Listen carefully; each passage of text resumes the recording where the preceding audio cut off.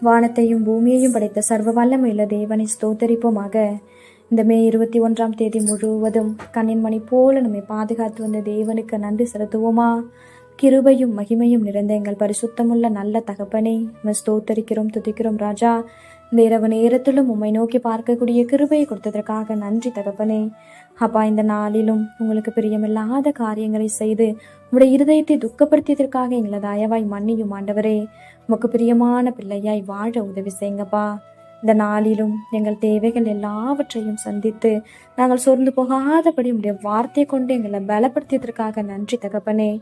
ஆண்டவரே, இந்த நாளிலும் நாங்கள் யாரையாவது மன்னிக்காம இருந்திருந்தா நீங்க எங்களை மன்னிச்சிருங்க ஏசப்பா.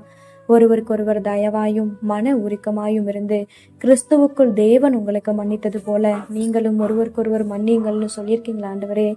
அப்பா, உங்க வார்த்தைக்கு கீழ்ப்படிந்து வாழ உதவி செய்யுங்கப்பா. உண்மை கூட எல்லாரையும் நேசிக்க கற்றுத்தாரும்.